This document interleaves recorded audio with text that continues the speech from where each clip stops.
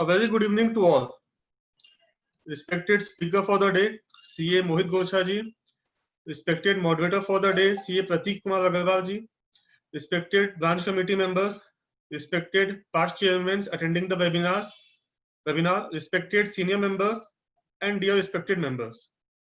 I, CA Sugam Saraivara, Secretary, Jamshedpur branch, takes this opportunity to welcome you all in this webinar on the theme Reconciliation versus Assurance. And in this, we are going to cover GST audit and GST annual return. And we have CA Mohit Gocha from Ghaziabad to enlighten us in this topic. Members, this month on first of this month, we have celebrated third year of introduction of GST, but still it is not yet settled. It has always given us a topic to have a discussion and have always been a hot topic among all the professionals. So now I would take the pleasure in welcoming the speaker for the evening. We are blessed that we have CA Mohit Gocha ji with us in this evening, and we would be guided with his wisdom and knowledge going forward. It is delightful to have you here, sir. We all are looking forward for the tips and tricks so that we can carry on our practice with utmost ease and comfort.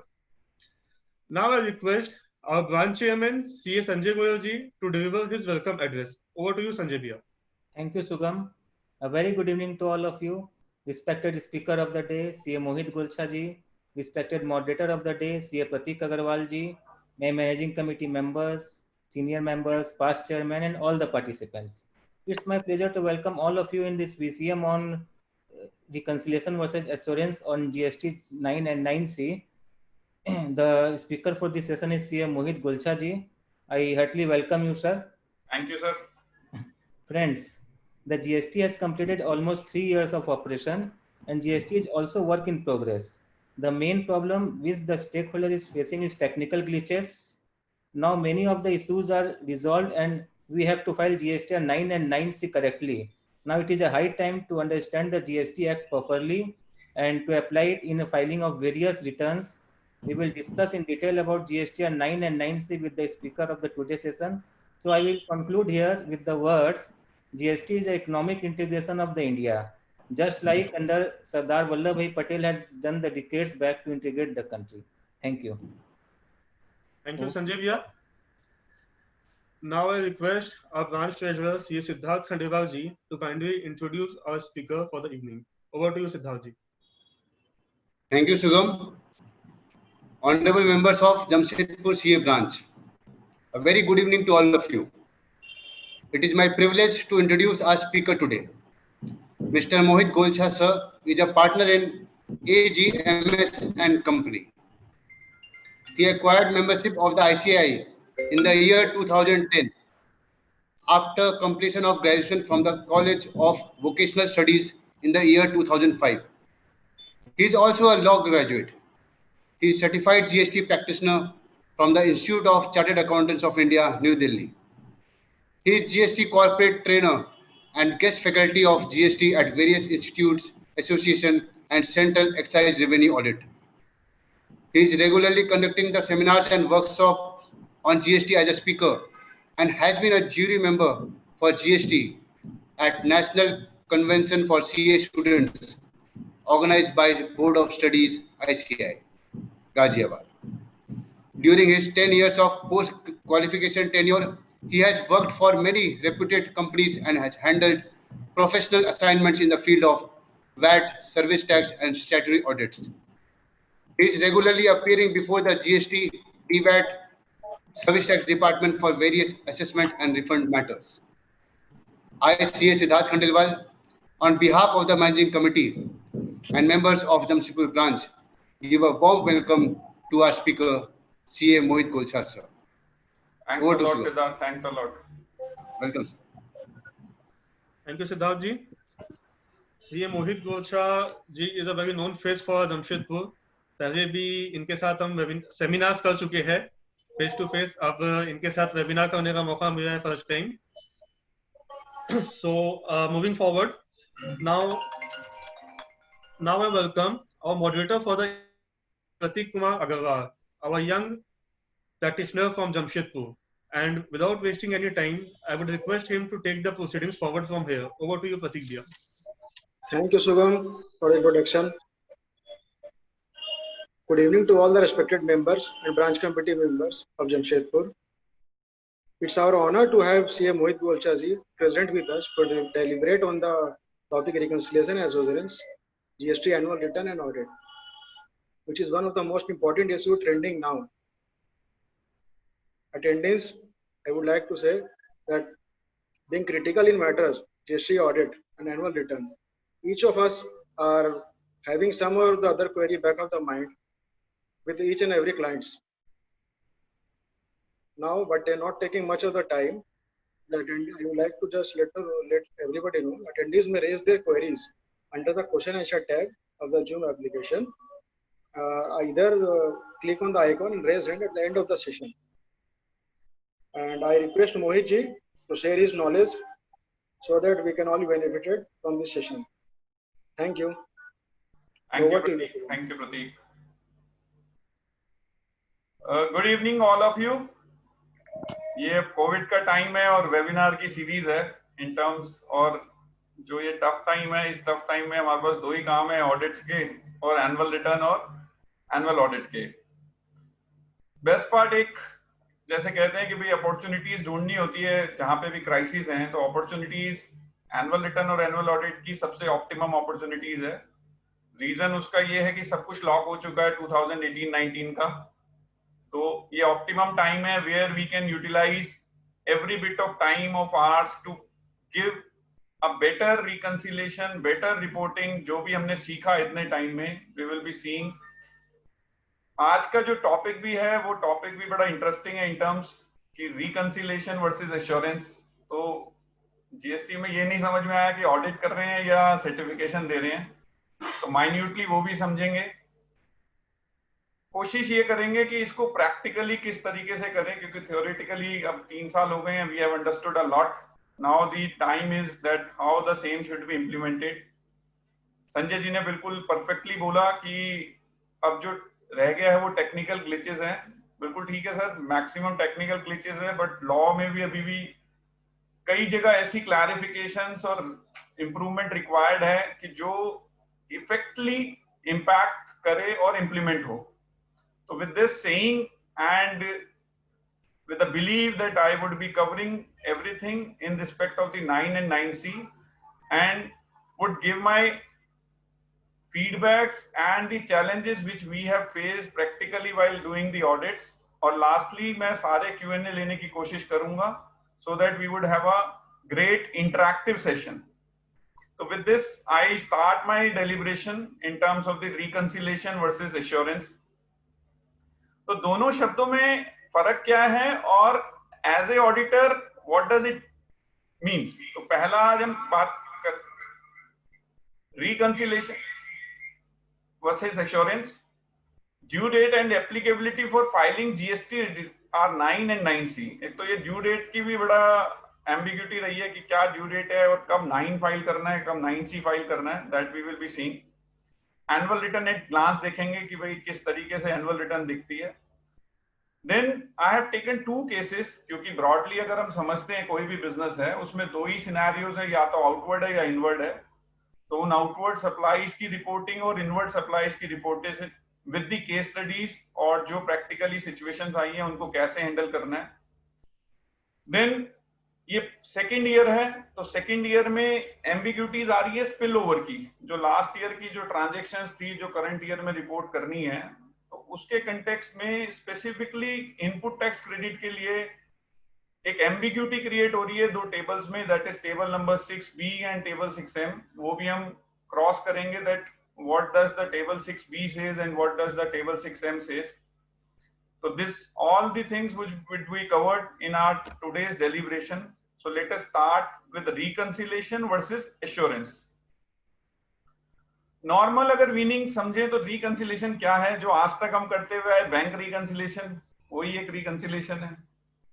2 facts हैं, एक books में recording है और एक bank में recording है।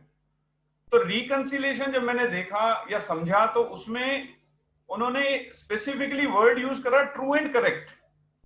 तो तो रिकंसिलेशन तो ग्लोबली कोई भी करेगा, चाहे मैं करूं चाहे आप करें, तो रिकंसिलेशन का जो एंड रिजल्ट होगा that will remain the same, क्योंकि उसमें ओपिनियन नहीं है, उसमें तो फैक्ट्स को कंपेयर करना है, सर्टिफाई करना है।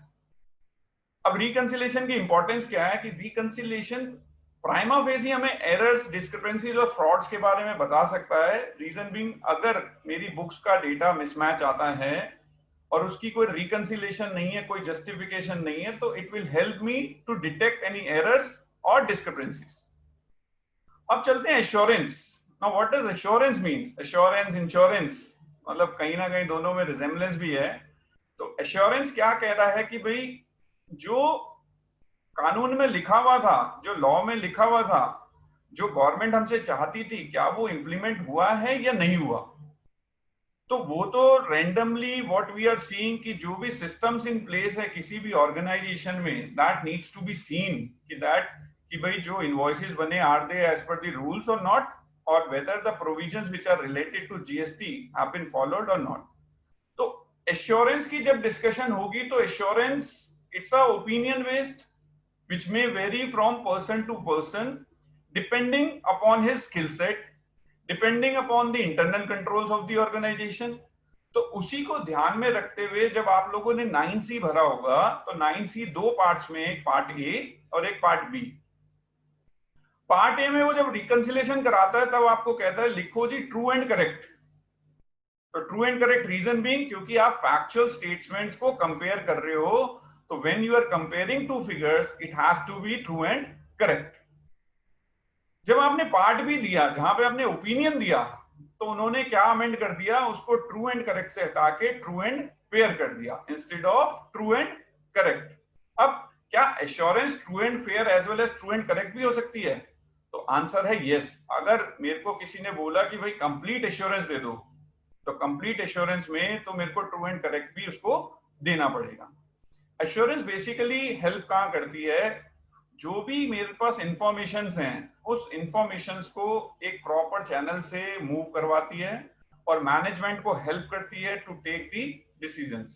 क्योंकि जब भी हम एश्योरेंस की डिस्कशंस करते हैं तो assurance can be complete insurance, जहां पे हम सारी चीजें ऑडिट करें और उसके बेस पे हम उनके प्रोसेस बताएं।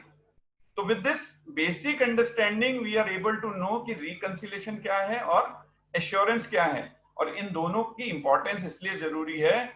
ट्रू एंड करेक्ट जहां पर लिख दिया वहां पे as a professional I don't have any thing और any space where I can say that this has not happened.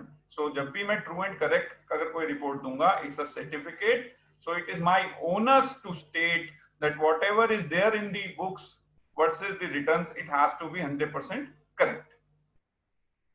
अब इस टेन्योर में हम जब बात कर रहे हैं रिकंसिलेशन एश्योरेंस की, तो सबसे पहले हमें देखना पड़ेगा हम किन डेटास की बात कर रहे हैं, किन रिकॉर्ड्स की बात कर रहे हैं। सो विद माय अंडरस्टैंडिंग एक डेटा है हमारे पास बुक्स का, that is a complete factual information जो बेसिस है। उस बुक्स के डेटा से ही जीएसटीआर 1 बनी, उस बुक्स के डेटा से ही जीएसटीआर 3B बनी, देन उस बुक्स के डेटा से ही कंपैरिजन होगा जीएसटीआर 2A का। तो अगर एक मैट्रिक्स अगर हम समझें तो it will help us to do the better audit. Reconciliation can be done smoothly, but assurance what we feel, क्योंकि एश्योरेंस में आपका प्रैक्टिकल नॉलेज और एक्सपीरियंस काम आता है, तो while doing the assurance activity, the certification activity, the opinion activity, we must be careful and thorough in terms of the subject in which we are giving the assurance। तो ये चार data के हिसाब से हम चलेंगे। तो एक क्वेश्चन मैं आपसे वैसे ही पुट अप करता हूं just to enlighten in you कि इन चारों में से डेटा कौन सा सुपरसीड करेगा in the court of law. तो अगर मैं बुक्स को देखूंगा, क्या बुक्स का डेटा, यस, तो बुक्स का डेटे की जब मैं बात करूंगा तो it will always be the thing कि जहां पे कोर्ट ऑफ लॉ में my books data will prevail। For example, books में 100 rupees की सेल थी, GSTR 1 में I have not reported। So while filing the annual return, it is my duty to report the 100 rupees sale in the annual return, even though GSTR 1 is reported nil। Then GSTR 1 का objective क्या है? क्या GSTR 1 से taxes पे होते हैं? तो answer is no. GSTR 1 का डायरेक्ट इंपैक्ट है मेरे कस्टमर का जीएसटीआर 2A। तो जितना बढ़िया मेरा जीएसटीआर 1 जाएगा उतना ही मेरी जीएसटीआर 2A जो जिससे वो मेरे कस्टमर्स हैं उनका जीएसटीआर 2A परफेक्ट होगा। तो जिस भी एसएससी की आप रिटर्न्स भर रहे हैं तो GSTR 1 for them is to make sure that whatever the credit is being given to their customer is being given perfectly। अब जीएसटीआर 3B की बात करते हैं। तो जीएसटीआर 3B क्या है? ये एक मैकेनिज्म है जिस मैकेनिज्म के थ्रू हम अपनी लायबिलिटी डिस्चार्ज करते हैं, दैट इज जो भी हमारी आउटवर्ड टैक्स लायबिलिटी है वो डिस्चार्ज करते हैं, प्लस जितना भी कोई इनपुट टैक्स क्रेडिट है जो आईटीसी मेरे को लेना है that can only be availed bye GSTR 3B। अब जीएसटीआर 3B जो है वो एक तरीके से कंड्यूट पाइप है 1 और 2A को अगर हम देखें, क्योंकि with the liabilities of the GSTR 1 we use 3B for discharging that. और जब इनपुट जो हम लेते हैं that needs to be compared, जो जीएसटीआर 3B का जो इनपुट है that needs to be compared with my GSTR 2A। तो इन चारों डेटा का जो रिकंसिलेशन है that is what we are doing in our annual return as well as 9C। Fundamentally एक चीज ध्यान रखनी है कि कभी भी अगर कोई कॉन्ट्रडिक्शन आएगा, अज्यूम करें 2A 1 3B, then in all the scenarios your books data will prevail. कल के दिन कोई असेसमेंट्स भी होगी तब भी आपका बुक्स का डेटा ही प्रिवेल करेगा। अब चलते हैं कि भाई किसको 9 भरनी है, किसको 9C भरनी है। With the rapid changes and huge number of notifications coming, और नोटिफिकेशंस में कई बार डेट चेंज हो जाती है, कई बार टर्नओवर चेंज हो जाती है। तो let us see how it has to be done. तो वो कहते हैं जी 2 करोड़ रुपए तक की जिनकी टर्नओवर है उनके लिए 9 जो है 2017-18 एज वेल एज 18-19 के लिए ऑप्शनल है। अब 9C की अगर हम बात करें तो अप टू 2 करोड़ की जिनकी एग्रीगेट टर्नओवर थी, तो दोनों ही सूरतों में चाहे 17-18 हो या 18-19 हो, दोनों ही केसेस में 9C आपको भरने की जरूरत नहीं है। अब एक स्लैब आया जो कहता है कि 2 करोड़ से लेके 5 करोड़।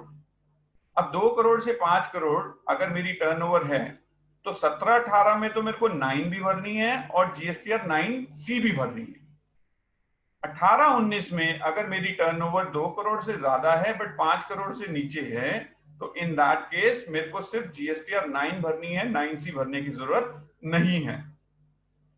अब किसी की टर्नओवर अज्यूम करते हैं 5 करोड़ से ऊपर है, एग्रीगेट टर्नओवर 5 करोड़ से ऊपर है, तो उसको 17-18 में भी 9 भरनी है एज वेल एज 9C भरनी है, 18-19 में भी 9 भरनी है और 9C भरनी है।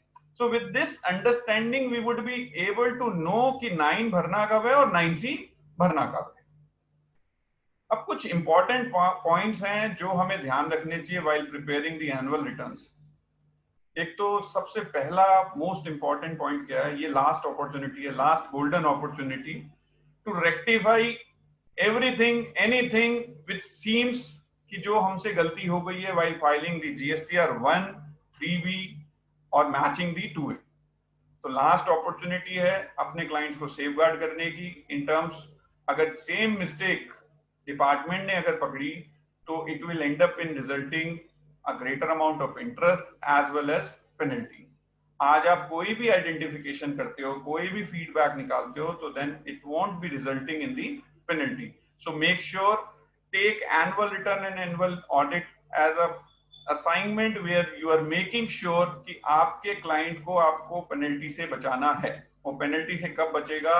where you would be able to determine the transactions are as per the laws। अब nil annual return are also required to be filed। भाई अगर एग्रीगेट टर्नओवर मेरी 4 स्टेट्स में मेरी एग्रीगेट टर्नओवर एक्सीड कर रही है तो in that case even if my turnover in a respective state is nil, I am supposed to file the annual return। इसके साथ साथ एक ध्यान और रखना है कि भाई what we do कि despite of the fact annual returns are optional, but मेरी एक humble submission है कि और जो practical experience रहा कि that we should file the annual return even if these are optional। उसमें देखिए अगर कहीं कोई गलती है, otherwise उन्होंने annual return optional करके ये बोल दिया that it is a deemed filing where it would be presumed that whatever is available in 1 and 3B, we will take it as it is for the purpose of assessments. तो 1 और 3B को अगर उन्होंने as it is ले लिया और आपकी books का डेटा डिफरेंट आया, तो then it would result in the litigation. एक 9 भरते समय एक डर का फैक्टर एक और आता है, क्योंकि स्टार्ट होते ही वो बोल देता है कि भाई आपने 9 भर दी, बटन दबाते समय एक वार्निंग का मैसेज आता है कि you are not suppose to revise the GSTR 9, मतलब एक बार भर दी तो भर दी and you will not be able to revise. So make sure, क्योंकि ये लास्ट अपॉर्चुनिटी है, तो we should understand the importance of the GSTR 9. Simultaneously government ने एक पोजीशन और डाली कि that when you are eligible for GSTR 9, make sure जितनी भी उस पीरियड की रिटर्न्स हैं, monthly, quarterly, whatever the returns, they must be filed before filing the 9. एक कॉन्सेप्ट आया DRC 03 का, which practically we have used a lot in terms. DRC 03 के अपने important factor है कि जब भी आपको कोई liability दिखती है in terms आपने reconciliation करी, तो reconciliation के 3 ही रिजल्ट्स हैं. या तो बुक्स का डेटा 100% मिल जाएगा रिटर्न से, first. Second, there may be a situation कि बुक्स में एक्स फिगर होगी, 100 की होगी, रिटर्न्स में लेस देन फिगर होगी या मोर देन फिगर होगी. तो अगर कहीं पे भी मेरी लायबिलिटीज निकलती है, तो मेक श्योर वी पे through DRC 03 and give a proper reasoning of that, क्योंकि वहां पे लिखने का भी ऑप्शन देता है DRC 03, तो वहां पे आप लिखें कि लायबिलिटी क्यों बनी है.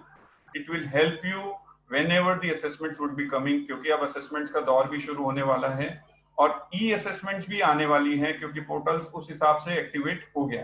तो DRC 03 will definitely help you जब भी आप assessments कराओगे, क्योंकि वो डिफरेंस तो आपने फिगर इट आउट कर लिया है. वही डिफरेंस फ्यूचर में ऑफिसर भी जब आइडेंटिफाई करेगा, you would be able to substantiate the fact with the DRC 03. तो हम लोग यही करते हैं, अगर कोई लायबिलिटी छूट जाती है, instead of adjusting it in the next year 3B, we tend to ask our client to go with the DRC 03 so that the effect does not get spill over in the next year. अब सवाल ये आता है कि next point की, अगर मैं late file करता हूं कोई भी रिटर्न, जो भी ड्यू डेट है, अगर उससे लेट होगी तो 200 रुपए per day maximum, subject to maximum of 50% of the turnover in the state. जितनी भी 0.50% की जो टर्नओवर होगी, वहां तक मेरी लेट फी की लायबिलिटी आएगी. With this understanding, let us move and try to see कि भाई 9 इन लोगों ने हमें दिया कैसे, गवर्नमेंट ने 9 दिया कैसे है. 9 इन्होंने पार्ट्स में डिस्ट्रीब्यूट करा, 6 पार्ट्स में डिस्ट्रीब्यूट करा.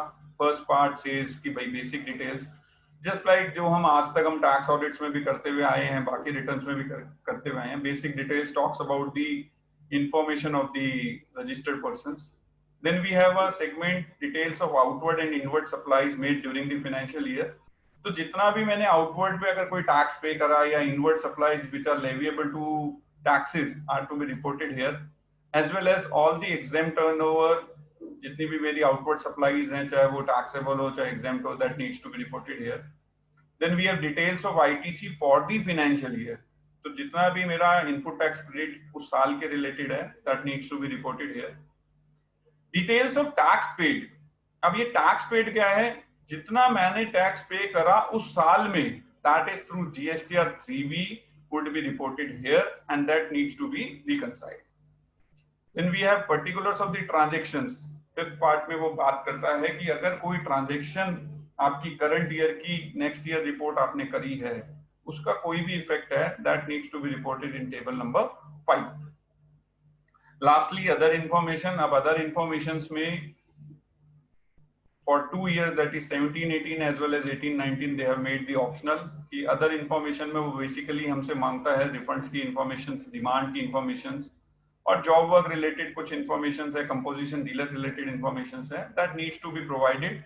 But for 2 years, that is the relevant year, that is 17-18 as well as 18-19, it has been made optional. अब आते हैं रिपोर्टिंग के बारे में. Reporting, in terms, what is reporting? Reporting needs to be done for the outward supplies and inward supplies. अब practical एक understanding और बनी कि भाई जब हम ऑडिट करने जाते हैं, which is the most easiest task to do, कि अगर खर्चों की ऑडिट करना आसान है या सेल्स की ऑडिट करना आसान है. तो व्यू जो आता है वो मैक्सिमम ये आता है कि जब भी हम ऑडिट प्लानिंग करते हैं तो हमें लगता है सेल्स की ऑडिट आसान है, बट बिलीव मी, अगर सेल्स की ऑडिट पूरे संसार की ठीक होगी तो पूरे संसार का इनवर्ट भी ठीक होगा। तो पूरे संसार का अगर इनवर्ट ठीक होगा तो जब हम परचेजेस चेक करते हैं तो हमारी जितनी भी मिस्टेक्स हैं इन respect of the documentation part वो नहीं रहेगी। और आउटवर्ड सप्लाईज में बेस्ट पार्ट क्या है कि outward supply is being originated by the registered person, किसी भी व्यक्ति पे वो डिपेंडेंट नहीं है। तो उसको ध्यान में रखते हुए आउटवर्ड सप्लाईज में there would be a zero tolerance. तो जो भी आपकी सप्लाईज हैं make sure it is 100% reported, और जो एक्चुअल टैक्स है that needs to be paid. आप लोग सबने वैट की असेसमेंट्स करी होगी, जो पुराने रिजीम में जिन्होंने प्रैक्टिस करी होगी। तो बेसिक ऑब्जेक्टिव एनुअल रिटर्न और 9C का क्या है, टू इंश्योर कि जो भी टैक्सेस सरकार का बनता है वो आपको एक असेसमेंट का ऑप्शन दे दिया, प्री असेसमेंट समझ लीजिए आप इसकी। वहां पे ऑडिटर को बोला कि भाई जो भी आपके हिसाब से लायबिलिटी बनती है वो आप पे करवा दीजिए, and if you do that there won't be a scenario कि जहां पे आपकी पेनल्टीज इन्वोक हो। तो with this understanding whenever you prepare make sure कि जो एक्चुअल लायबिलिटी बनती है वो पे कर दीजिए, so that you would be saving your client from the future litigations. अब एक एट ग्लांस पोजीशंस लेते हैं आउटवर्ड टैक्सेबल सप्लाई, क्योंकि एग्जेम्प्ट और विदाउट टैक्स वाली तो नॉर्मल पोजीशंस हैं that can be reported in the 9. Now what we need to see is that outward taxable supplies की positions के context में कौन-कौन सी relevant table है। First of all we would be understanding the relevant table, then we would be moving and making sure that how the same needs to be used in the practical scenarios. तो सबसे पहला है table number 4। तो table number 4 क्या कहता है? कहता है जितने भी आपकी आउटवर्ड सप्लाईज हैं, एडवांसेस हैं या इनवर्ड सप्लाई जिस पे रिवर्स चार्ज का लायबिलिटी आती है, that's need to be reported in my table number 4. Table 10 and table 11 talks about all the supplies which are made during the year, but the effect of the same has been given in the next year while filing the GSTR 1 and GSTR 3B. तो दो हिस्सों में आप समझ लीजिए कि एक तो ड्यूरिंग द ईयर की रिपोर्टिंग जो टेबल 4 में चली जाएगी, और जो नेक्स्ट ईयर के पर्टेनिंग जो भी आपने एडजस्टमेंट्स करी है that needs to be reported in table 10 as well as table number 11 depending upon the scenarios. Then we have a table number 9 in respect of the outward taxable supplies. इसमें वो क्या हमसे मांगते हैं? कहते हैं जी आप हमें बताइए what is your tax payable, कितनी आपकी liability है, और that is being compared with the tax paid जो auto populated आएगा, that cannot be changed. तो हम वो भी समझेंगे कि फॉर्म में क्या क्या ऑटो पॉपुलेटेड आएगा और क्या मैनुअली हो सकता है। तो first point most important in respect of the outward supplies, the tax paid would be my auto thing. I cannot change that factor. Now we move to the table number 14. Table number 14 is a manual thing, जहां पे उन्होंने बोला कि जो 10 और 11 में आपने दिखाया, that is the effect which you have given in the next year, उसकी अगर कोई liabilities बनती है उसका आप मैनुअली बता दें कि उसकी कितनी liability बनती थी और उस liability में से आपने कितना पे कर दिया था। रीजन टेबल 14 मैनुअल होने का ये है कि जब भी आपने 3B भरी है नेक्स्ट ईयर की, उसने कभी भी आपसे ये नहीं पूछा जो ये टैक्सेस है क्या ये करंट ईयर का है या प्रीवियस ईयर का है। तो government has shown a confidence in the registered person where they given the power to the registered person और the right to the registered person to make sure that he reports the same in his annual return, कि जितना भी उसने 3B में भरा है वो पिछले साल का कितना है और करंट ईयर का कितना है। तो with this understanding they have kept the table number 14 as the manual thing. अब हमने क्या करा, कोशिश करी कि समराइज करें हम टैक्सेस के कंटेक्स्ट में, आउटवर्ड टैक्सेबल के कंटेक्स्ट में। दो हिस्सों में हमने बांटी। मैं Q&A जो होगा, Q&A I will take at the end so that it would be a position की कई Q&A तो रिजॉल्व हो जाएंगे when we would be understanding, और जो बच जाएगा we will be taking at the end. तो आउटवर्ड टैक्सेबल सप्लाई, जो टैक्सेबल आउटवर्ड सप्लाईज है, उसको मैंने दो बकेट्स में प्लेस इन करा। एक टेबल नंबर 4, एक टेबल नंबर 10 और 11। अब table number 4 for a practical understanding, वो टेबल नंबर 4 क्या है? टेबल नंबर 4 वो है जिसके अंदर आपको रिपोर्ट करना है वो फिगर्स जिसका टैक्स पे आपने ड्यूरिंग द ईयर कर दिया है, plus taxes not paid till date, मतलब जिसका आज तक आपने जो टैक्सेस नहीं पे किया, that is the tax which needs to be paid through DRC 03 would be reported in my table number 4। अब टेबल नंबर 10 और 11 में क्या रिपोर्ट करना है? टर्नओवर में वो टैक्सेस जिसका आपने effect after the end of the financial year दिया है, दैट इज अगर मैं मार्च 19 की बात करूं, मार्च 19 की जब हम रिटर्न डालेंगे, अगर मार्च 19 की कोई लायबिलिटी आपने अप्रैल 19 से लेके सितंबर 19 में उसको पे करा है, तो इन दैट केस टेबल 10 और 11 needs to be understand for reporting the transactions which are being paid after April 19 till September 2019. Tax payable. अब चलते हैं टेबल नंबर 9 के रेलेवेंस में। अब टेबल नंबर 9 का जो रेलेवेंस होगा जहां पे हमें टैक्स पेबल देना है, अब tax payable would be sum total of tax paid during the year plus tax not paid till date. तो जो टेबल नंबर 9 में मेरा टैक्स पेबल आएगा, that will be sum total of tax paid during the year plus tax not paid till date। तो इतने का difference जो है वो हमेशा आपका रहेगा, और जो वो डिफरेंस है for that even if the some notices comes out or some clarification they seeks, then in that case you would be easily putting a thing कि जहां पर आप ये बता देंगे कि that जो डिफरेंस आ रहा है that why the difference is coming। तो DRC 03 would be handy in the assessments also and it would be a good audit paper also। Table number 14 की बात करें, 14 इट्स अ डिस्क्रिशनल ऑन यू। इस case में आप बता रहे हैं कि भाई हमने नेक्स्ट ईयर जो टैक्स पे किया उसमें से प्रीवियस ईयर का कितना था, तो उसमें उन्होंने आपको कंप्लीट मैनुअल पोजीशंस दे दी। सो मेक श्योर हम टेबल 14 के कंटेक्स्ट में भी रिकॉर्ड बना के रख लें आज की डेट में। अब आउटवर्ड टैक्सेबल सप्लाई के सिनेरियोज क्या क्या होंगे इन टर्म्स, जब हम ऑडिट करते हैं तो हमें सिनेरियोज भी ध्यान रखने पड़ेंगे, क्योंकि ये तो मैंने आइसोलेट केसेस लिए हैं बट एक ही क्लाइंट में चारों केसेस भी आ सकते हैं। टैक्स पेड करेक्टली, मतलब जो था वो बिल्कुल सब कुछ सही रिपोर्ट हो गया, तो उसका कोई भी इंपैक्ट आपका 18-19 में नहीं आएगा। Reason being 17-18 was correctly filed. Now short tax paid in 17-18, अब मेरी लायबिलिटी थी 1 करोड़ रुपए की, बट मैंने पे जो किया था 17-18 में वो सिर्फ 80 लाख रुपीस किया था, बट जो 20 लाख रुपीस था वो मैंने DRC 03 के साथ अगर पे कर दिया तो उसकी वजह से मेरी 18-19 पे कोई भी इंपैक्ट नहीं आएगा। एक एक केसेस हम डिटेल में भी डिस्कस करेंगे। Then excess tax paid in 17-18, मेरी बुक्स की लायबिलिटी 1 करोड़ रुपीस थी, बट GSTR 3B में जो मैंने पे करा वो 1 करोड़ 20 लाख रुपीस पे कर दिया।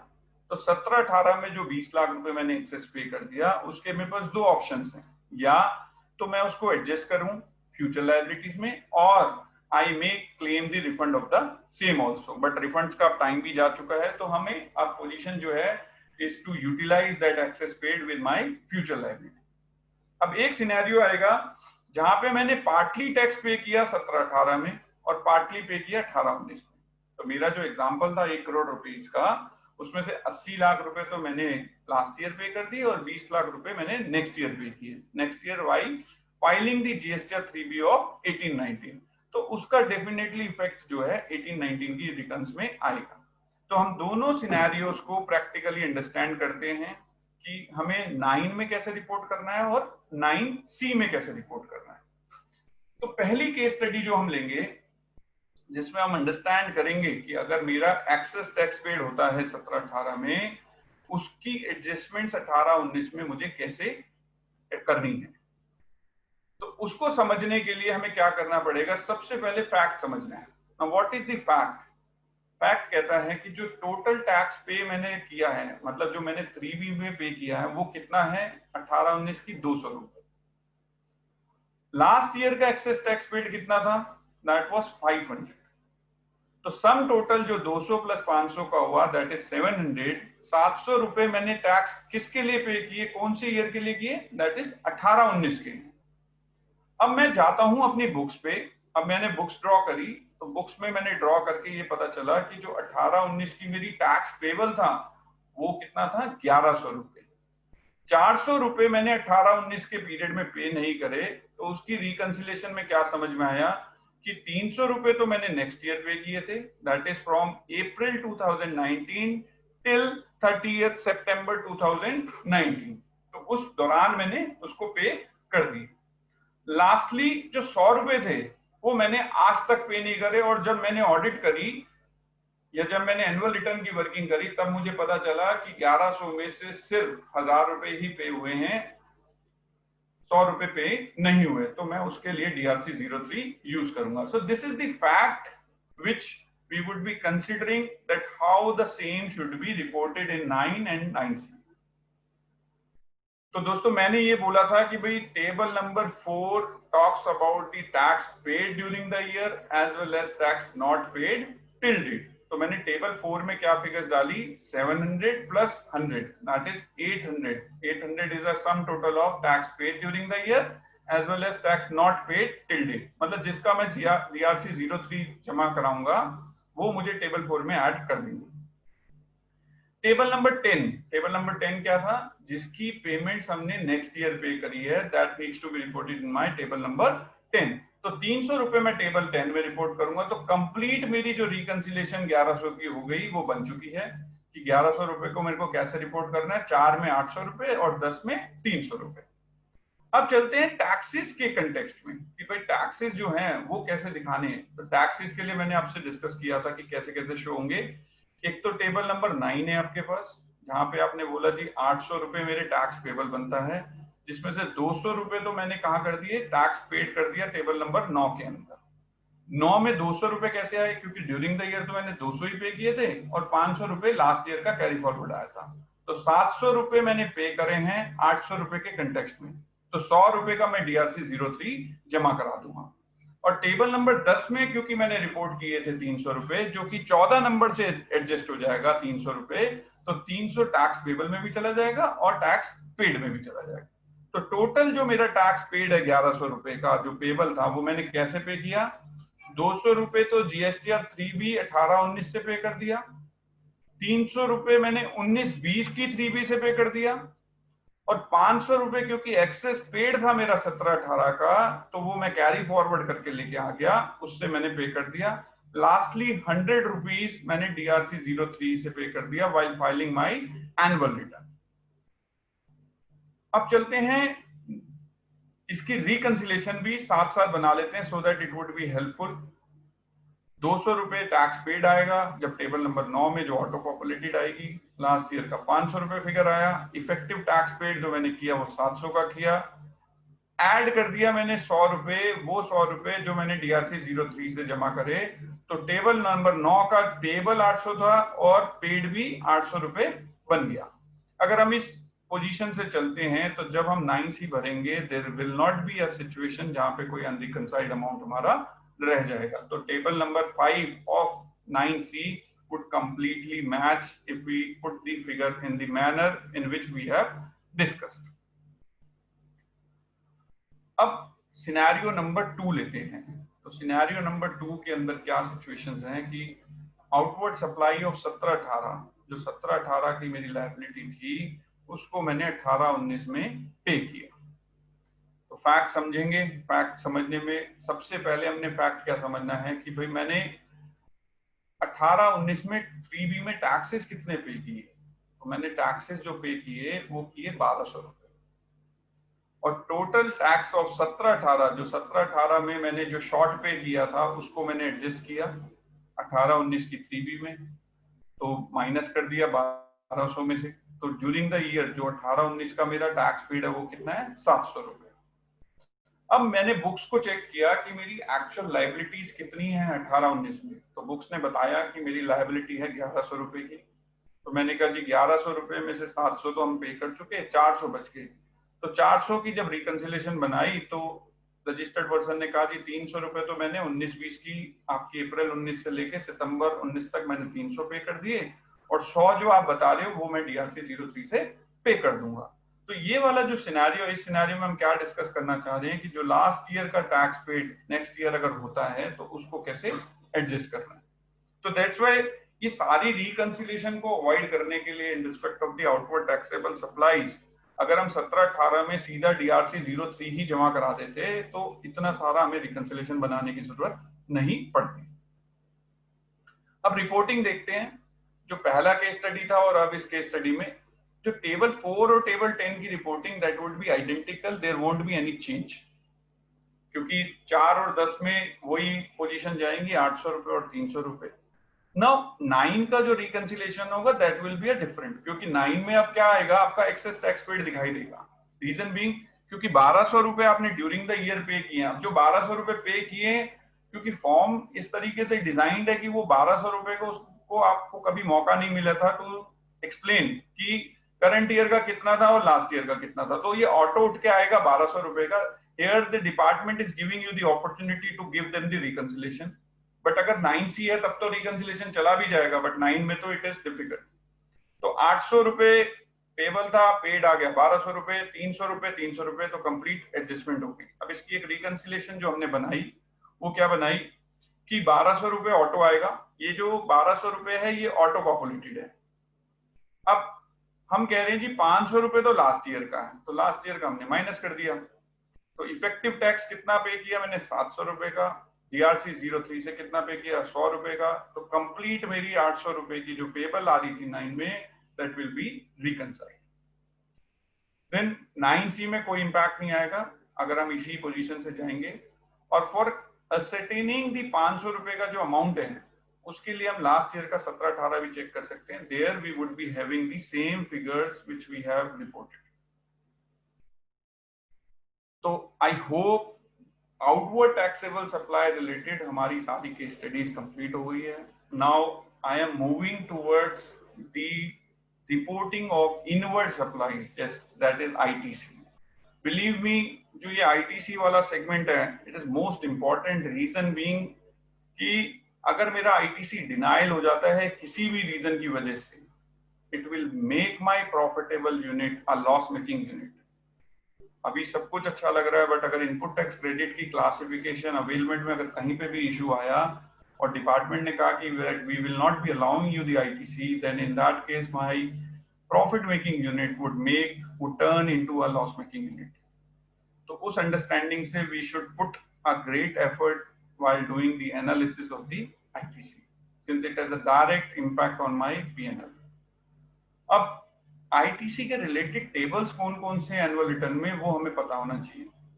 एक टेबल नंबर 6 है जिसमें अगेन एक ऑटो पॉपुलेटेड फिगर आएगा। Auto populated figure would be coming from my GSTR 3B।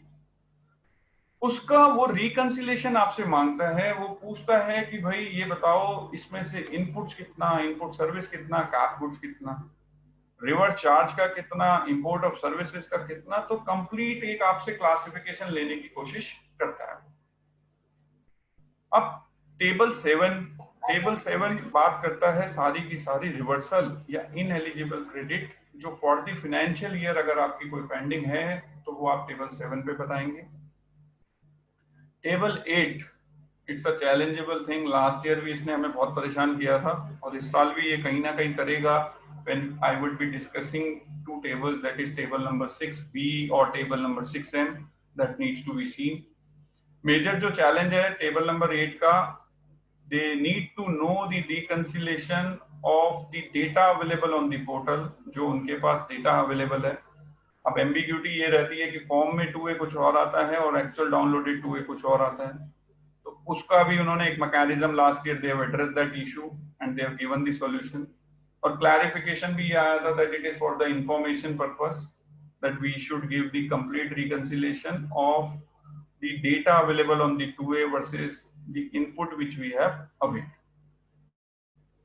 Then 8 में एक सिनेरियो ये भी आता है जो इंपोर्ट्स रिलेटेड क्रेडिट है मेरे इंपोर्ट ऑफ गुड्स के, तो उसमें वो पूछता है कि टैक्स पेबल कितना था और टैक्स पे कितना कर दिया, that will also be reported.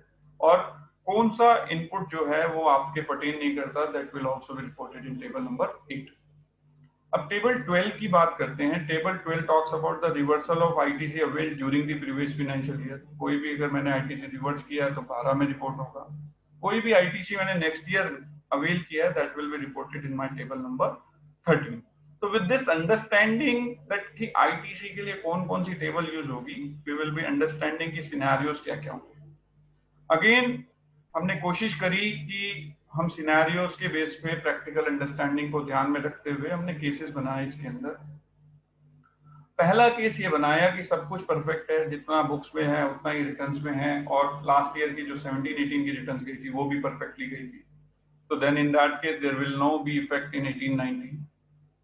Then excess ITC मैंने 17-18 में ले लिया था, मतलब 1 करोड़ का आईटीसी था, मैंने 1 करोड़ 20 लाख ले लिया, और जो वो 20 लाख का एक्सेस लिया that I have paid through the DRC 03, then in that case कोई भी इफेक्ट 18-19 की रिटर्न में नहीं आएगा। पार्टली अवेल्ड इन 17-18, पार्टली अवेल्ड इन 18-19, मतलब बुक्स में क्रेडिट मेरा 1 करोड़ का था, जिसमें से 17-18 में मैंने कुछ लिया और कुछ लिया 18-19 में। तो उसका जो scenario that we will be covering in our case study. Excess ITC मतलब मैंने बुक्स में 1 करोड़ का क्रेडिट था, मैंने 1 करोड़ 20 लाख ले लिया, और जो वो 20 लाख मैंने एक्सेस लिया उसको डीआरसी 03 से पे नहीं करा, but I have reverse that credit in my GSTR 3B of next year. तो उस सिनेरियोस को भी हम समझेंगे कि कैसे दिखाना है। Then we have ITC availed and reversed in 17-18। 17-18 में कोई रिवर्स किया, रीजन की नॉन पेमेंट होगा 180 डेज का, या कोई कंडीशन हमने सेटिस्फाई नहीं करी होगी, उस वजह से अगर रिवर्स किया, बट अब वो कंडीशन ठीक हो गई, उसका रिक्लेम हमने 18-19 में किया, तो उसका इफेक्ट 18-19 की जब हम एनुअल रिटर्न भरेंगे तो उसको कैसे शो करेंगे। The fact is that the credit belongs to 17-18 which has been impacted in my 18-19। तो बुक्स में तो वो दिखेगा नहीं, then we have to see कि वो किस तरीके से हमें रिप्रेजेंट करना है। तो केस पहला हम क्या डिस्कस करेंगे, आईटीसी ऑफ 17-18 अवेल्ड इन 18-19, मतलब जो मैंने लास्ट ईयर क्लेम नहीं करा था, तो उसको हमें कैसे रिपोर्ट करना है। अब being second year, table number 6B और 6M, पहले मैं इंपॉर्टेंस बताता हूं 6B और 6M की, फिर हम समझेंगे कि इन दोनों के बीच में एम्बिग्यूटीज क्यों आ रही है। Table 6B is a reconciliation या classification of table number 6A। 6A में एक ऑटो पॉपुलेटेड फिगर आती है जो 3B से आप लेते हो, उसके बाद वो 6B में पूछता है कि भाई ये बता दो कि इनपुट का कितना है, सर्विस का कितना है, आउटपुट का कितना है। तो 6B में हम वो इंफॉर्मेशन दे देते हैं। जैसे ही मैं 6B में इंफॉर्मेशन भरता हूं, 6B गेट ऑटोमेटिकली ट्रांसफर्ड कहां पर चली जाती है, टेबल नंबर 8 के बी पार्ट के अंदर। 8B में जैसी वो जाती है तो वो वहां पर 2A से मिसमैच आ जाता है, क्योंकि लास्ट ईयर का 2A तो आएगा नहीं उसके अंदर। तो उसकी वजह से टेबल नंबर 6B जो है, अगर लास्ट ईयर के इनपुट की रिकंसिलेशन में यहां देता हूं तो there will be a scenario कि जहां पर टेबल नंबर 8 में मिसमैच आए। तो then we have another option, एक है टेबल नंबर 6M। अब टेबल नंबर 6M में जब मैं डिस्कशन करता हूं तो टेबल नंबर 6M कहता है कि जो भी आईटीसी जितने भी ऊपर के कॉलम्स हैं, अगर वो कहीं रिपोर्ट नहीं हो रहे, कहीं स्पेसिफिक उनकी जगह नहीं है, तो आप मेरे पास आओ टेबल नंबर 6M में। अब टेबल 6M में आप कोई भी फिगर्स डालते हो, वो 2A से रिकंसिलेशन नहीं मांगता है। तो सेकंड स्कूल ऑफ थॉट जो चल रहा है कि अगर 17-18 का मैंने 18-19 में कोई क्रेडिट लिया है, तो we should report in table number 6M instead of table number 6B, just to avoid a scenario where there would be a mismatch between the 2A available on the portal versus the credit availed. Then lastly, इसी में scenario क्या चल रहा है, some are of the view कि क्योंकि specifically कहीं पे भी कोई पोजीशंस नहीं दी लास्ट ईयर के रिलेटेड, तो we should not report anything. अब इन तीनों में से हर एक का अपना अपना व्यू है, हर एक का अपनी अपनी जस्टिफिकेशन है। तो मेरी हम्बल सबमिशन आप लोगों से यही है, whatever view you frame, you just implement it and try to create the documentation in respect of that. Personally my opinion, मतलब जो मैं अपने यहाँ प्रैक्टिस कर रहा हूं, I am going with table number 6B। Despite of the fact अगर मैं 6B से जाता हूं, even if there is a mismatch in my table number 8, I am going still with 6B। Mismatch की अगर शो कॉज मांगेगा then I would be giving a complete reconciliation. अब table number 6M को क्यों नहीं कंसीडर कर रहा, despite of the fact that table number 6M में स्ट्रॉन्ग पोजीशन ये है कि टेबल नंबर 8 को वो इंपैक्ट नहीं करता, तो रिकंसिलिएशन आपको उन सिनेरियोज में बनाने की जरूरत नहीं पड़ेगी, तो डिपार्टमेंट को फर्स्ट शॉट में नहीं पता चलेगा।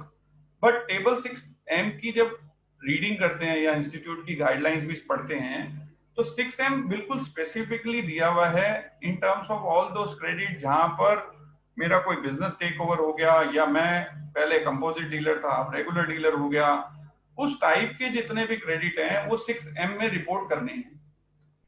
बट क्योंकि उन्होंने ये भी लिख दिया उस लाइन में कि जितना भी अगर ऊपर के टेबल्स हैं अगर वहां कहीं पे भी फिटमेंट नहीं होता है तो you can use the table number 6M। तो इन दोनों में से आपको जो ठीक लगे उसको आप डिफेंड करें। We are going with table 6B। Table 6M का भी अपना वैलिड पॉइंट है, you can go for table 6M also, but not reporting at all. I am not suggesting कि आप इस school of thought पे जाएं। इसका भी अब एक केस स्टडी ले लेते हैं in order to have a better understanding, so that after this we would be having a Q&A. Actual ITC for the 18-19, मतलब जो 18-19 का मेरा ITC था वो कितना था, 1200 रुपए।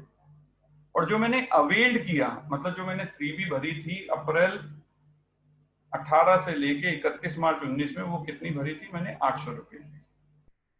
प्लस मैंने 400 रुपए जो मेरा लास्ट ईयर का था वो भी ले लिया। Then ITC of 17-18 but availed in 3B, मतलब जो लास्ट ईयर का मेरा 500 रुपए था जो मैं नहीं अवेल कर पाया था, वो मैंने 500 रुपए यहाँ पे अवेल किया। तो जब मैंने कंप्लीट अपनी एक रिकंसिलिएशन बनाई तो मेरा पूरा ITC होना कितना चाहिए था, 1700 रुपए का।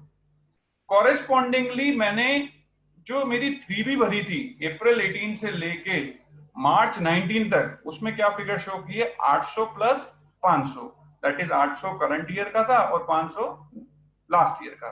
तो टोटल मेरा 3B का फिगर कितना आएगा, 1300। क्रेडिट लेजर में पैसा कितना जाएगा, 1300। अब जब वो 1300 उठ के आएगा तो अब रिकंसिलिएशन आया। तो रिकंसिलिएशन को जब हमने अंडरस्टैंड किया तो ऑटो पॉपुलेटेड फिगर कितना आएगा दोस्तों, 1300 रुपए। अब 1300 रुपए का क्लासिफिकेशन मैंने अपनी प्रेजेंटेशन में लिया कि मैं टेबल 6B के साथ जा रहा हूं। तो टेबल 6B में मैंने उसकी कंप्लीट एक रिकंसिलिएशन दे दी आपको कि वो इनपुट्स का कितना, इनपुट सर्विसेज का कितना और कैप गुड्स का कितना। डिस्पाइट ऑफ द फैक्ट कि गवर्नमेंट ने रिलैक्सेशन दी है हमें 2 सालों के लिए, 17-18, 18-19 के लिए, कि if you don't have the classification then put all those figure in the inputs। 6M के साथ मैं नहीं जा रहा, तो 6M के साथ मैं नहीं जाता हूं तो टेबल नंबर 7J में जो मेरा नेट फिगर आता है वो 1300 का आ जाता है। अब कॉरेस्पॉन्डिंगली मैं 8 की जब रिकंसिलिएशन करता हूं, अब ड्यूरिंग द ईयर का तो 1200 रुपए ही था, तो 2A पे भी 1200 रुपए ही आएगा। कॉरेस्पॉन्डिंग मेरी जो फिगर आएगी 6B से उठ के वो आएगी 1300 रुपए, और 400 रुपए क्योंकि मैंने नेक्स्ट ईयर अवेल किया था तो 8C में मैं कितना डाल दूंगा, 400 रुपए। So there will be a difference of 500 rupees. उसका हमें रिकंसिलिएशन बना के रख लेना चाहिए कि 500 रुपए का डिफरेंस क्यों है, क्योंकि डिपार्टमेंट अगर कोई भी आपके लिए एडिशन करेगा, कोई भी टैक्सेस की पोजीशंस डालेगा, तो then he would be giving you a show cause notice, proper opportunity वो देगा, तो at that time it will help you. अब टेबल नंबर 12 मतलब इंपैक्ट ऑन 9C क्या आएगा। जब हम 9C अगर किसी की भर रहे हैं इसी सिनेरियो में, तो 1200 रुपए तो मेरी ऑडिटेड फिगर्स हो गई। 500 रुपए मेरा लास्ट ईयर का था जो मैंने इस साल लिया, तो ITC booked in earlier financial year, claimed in current financial year, वो 500 रुपए यहाँ आ जाएगा। 400 रुपए जो मैंने नेक्स्ट ईयर लिया है, दैट इज 19-20 में जो लिया है, वो दैट वुड बी सब्ट्रैक्टेड, तो नेट ITC कितना आ गया, 1300 रुपए। Now 1300 would get automatically reconciled with my 1300 figure, तो यहाँ पे मेरा डिफरेंस क्या आएगा, 0। अब table number 14, again it's a important point कि जो ये नया टेबल था जहां पे इसने कंप्लीट रिकंसिलिएशन मांगी थी हमसे 1200 रुपए की, कि किस किस हेड्स में हमारे 1200 रुपए डिस्ट्रीब्यूटेड है। उस 1200 को हमने कंपेयर किया what we have availed, what we have claimed, that is 1300। Now the difference would be coming of 100 rupees. अब ये जो 100 रुपीज का डिफरेंस है उसका हमने रिकंसिलिएशन कैसे शो करा, कि 400 रुपए तो हमने कैरी फॉरवर्ड किया, 500 रुपए ब्रॉड फॉरवर्ड था, तो carry forward less brought forward, the result would be 100 rupees, तो 100 वुड गेट बी रिकंसाइल्ड। तो ये थर्ड केस स्टडी भी हमारी कंप्लीट हो गई।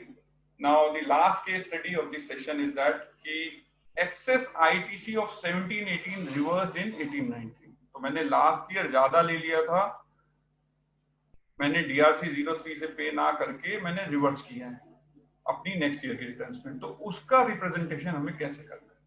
तो एक्चुअल आईटीसी फॉर द 18-19 कितना था, 1200 रुपए, मतलब जो मेरी बुक्स में क्रेडिट आ रहा था वो 1200, जिसमें से 800 रुपए मैंने ड्यूरिंग द ईयर अवेल कर लिया और 400 रुपए मैंने नेक्स्ट ईयर अवेल।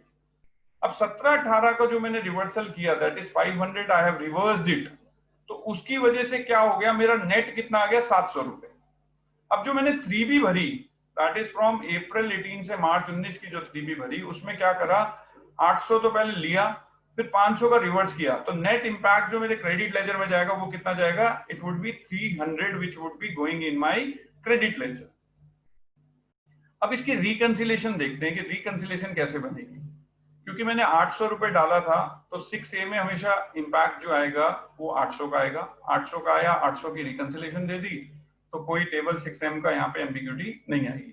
और 500 रुपए क्योंकि मैंने रिवर्सल किया था, तो टेबल नंबर 7 में it would be coming auto, तो 500 रुपए की ऑटो फिगर आ जाएगी। Net ITC which is being availed and utilized would be 300, जो कि कंप्लीटली मेरी फिगर से मैच करेगा, तो इसमें कहीं पे भी कोई रिकंसिलेशन बनाने की जरूरत नहीं है हमें।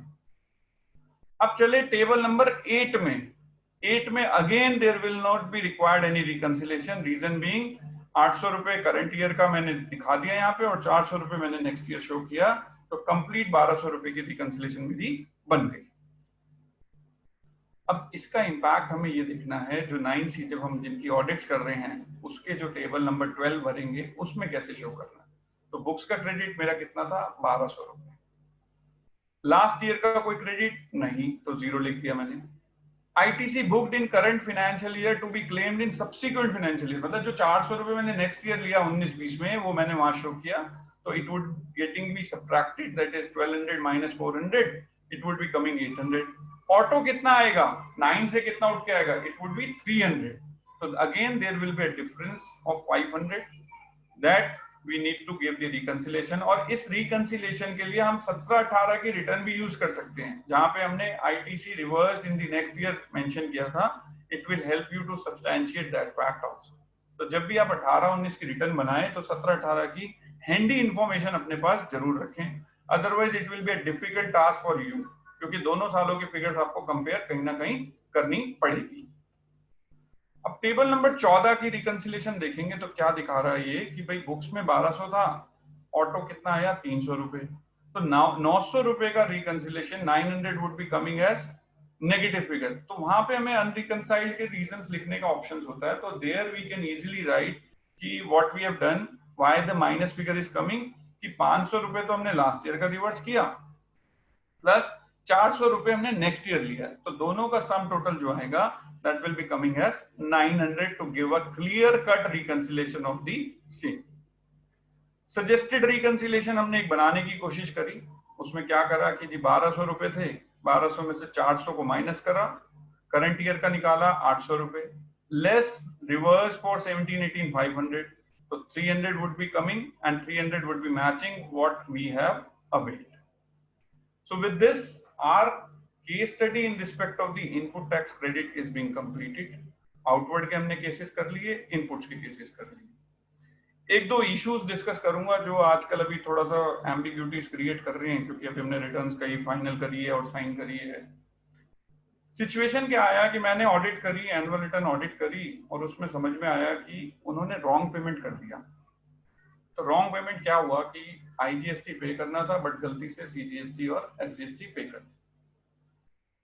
अब इसके अंदर सॉल्यूशंस क्या है, क्लाइंट को हमें जो एडवाइस कर रहा है वो क्या करना चाहिए कि भाई एक तो सबसे पहले जो करेक्ट टैक्स है that needs to be paid. एक इसमें बेनिफिट ये है कि भाई आपके ऊपर इंटरेस्ट की कोई लायबिलिटी नहीं आएगी, but what will happen of the tax which was inadvertently paid और टैक्स पेड, तो उसमें आपके पास दो ऑप्शंस हैं। अगर विदिन 2 years है, दैट इज एक्सपायरी 2 years नहीं हुए उस ट्रांजेक्शन को, date of payment of tax को, then in that case you may apply for the refunds. But अगर वो एक्सपायरी हो गए 2 साल की, तो then you may adjust the same with your future liability, क्योंकि कहीं पे स्पेसिफिक रिस्ट्रिक्शंस नहीं है of utilizing the same. Refund लेने का तो है कि भाई जहां पे वो बोलता है कि आप 2 साल से ज्यादा का 2 साल का अगर पीरियड एक्सपायर हो गया है रेलेवेंट डेट का, तो आप रिफंड नहीं ले सकते. ये तो हुआ आउटवर्ड रिलेटेड. इसमें तो चलो कोई फाइनेंशियल लॉस नहीं होगा, क्योंकि अगर रिफंड नहीं मिलेगा तो it would be adjusted. But scenario ये जो इनपुट टैक्स क्रेडिट रिलेटेड है, दैट इज मोस्ट डेंजरस, और ये कहीं ना कहीं वर्किंग कैपिटल इरोड कर रहा है. That's why I was saying कि भाई जो प्रॉफिटेबल यूनिट है वो लॉस मेकिंग यूनिट, या दैट सिनेरियो वुड अराइव कि जहां पे उनके प्रॉफिट हैम्पर होंगे. वो क्या है, मुझे क्रेडिट लेना था आईजीएसटी का, बट इनएडवर्टेंटली मैंने सीजीएसटी और एसजीएसटी ले लिया. अब इस सिनेरियो में क्या करूंगा मैं? तो इस सिनेरियो में अब मैंने ऑडिट करी, और ऑडिट में मेरे को ये पता चला यार ये इनवॉइस तो जो था वो सीजीएसटी एसजीएसटी का नहीं, ये तो आईजीएसटी का था. और अकाउंटेंट ने अकाउंटिंग एंट्री जो करी वो सीजीएसटी एसजीएसटी कर दी, जबकि फिगर्स सेम है. गवर्नमेंट को कोई नुकसान नहीं हुआ. बट एक्ट सेज कि जो आपने गलत लिया है वो रिवर्स करो. चलो भाई रिवर्स कर देते हैं, and this needs to be reverse with the interest. Then we have a scenario कि भाई अब जो मैंने गलत करा वो तो आपने रिवर्सल करा दिया, बट जो मेरा सही था उसको तो अवेल करने की अपॉर्चुनिटी दो. अब उसको अवेल करने की जब मैं अपॉर्चुनिटी देखने जाता हूं तो वो कहता है भाई सितंबर तक ही अवेल कर सकते हो. Now we are doing the audit of 18-19 जिसका सितंबर तो जा चुका. अब जब वो सितंबर जा चुका तो in that scenario it would be a scenario कि जहां per your credit would get lapsed. तो ये एक इशू आप ढंग से देखें.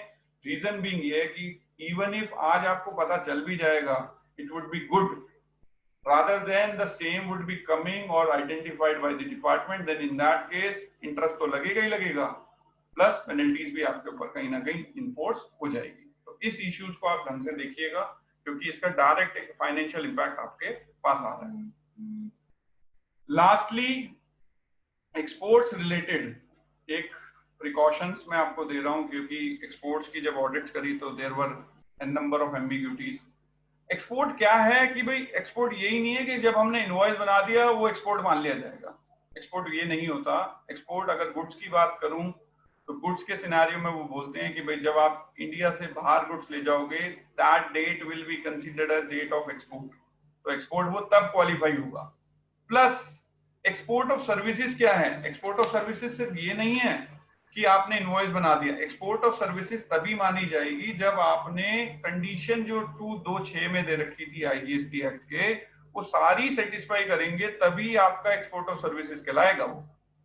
प्लस उसमें एक मेजर कंडीशन ये थी कि भाई receipt of the convertible foreign exchange should be with in the 1 year. 1 साल के अंदर अंदर आपके पास पैसा आ जाना चाहिए. अगर वो नहीं आएगा तो वो एक्सपोर्ट नहीं कहलाएगा. अब जब आपने एक्ट पढ़ा, जीएसटी एक्ट कंप्लीटली थॉरोली पढ़ा, तो एक्सपोर्ट ऑफ गुड्स के केस में कहीं पे भी कोई ऐसी क्लैरिफिकेशन नहीं थी कि जिसको उसने लिंक करा हो पेमेंट से. बट एक सर्कुलर आया सीबीआईसी का जिसमें उन्होंने जिन्होंने export of goods with payment of tax करके गवर्नमेंट से जब रिफंड ले लिए और उसका कन्वर्टेबल फॉरेन एक्सचेंज वो नहीं लेके आ पाए विद इन द टाइम, और till the time the same was activated by the department, उन सारे सिनेरियोज में कस्टम ने उनसे सारा का सारा रिफंड विद इंटरेस्ट रिकवर किया. तो मेक श्योर जब आप एक्सपोर्ट्स की ट्रांजैक्शंस की ऑडिट करें तो ध्यान से करें कि एक्सपोर्ट्स कब है और कब आपको एक्सपोर्ट कंसीडर करना है. रीजन बीइंग जब आप 9C बनाते हैं तो वहां पे आप स्पेसिफिकली वो आपसे पूछता है, तो वहां पर आपको थॉरो होना है कि दैट एक्सपोर्ट हुआ है या नहीं हुआ. So with this, my deliberation in respect of the reconciliation versus assurance and 9 and the 9C के जो spillover effect है और practically understanding that how the same needs to be reported is being complete. अब हम Q&A की तरफ move कर सकते हैं. So thanks a lot of being patient hearing, जो भी आप लोगों ने भी hearing करी सुनी मेरी.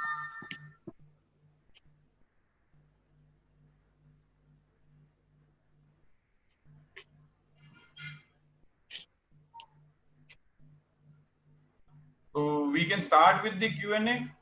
यस प्रतीक जी आप शुरू करवाइए.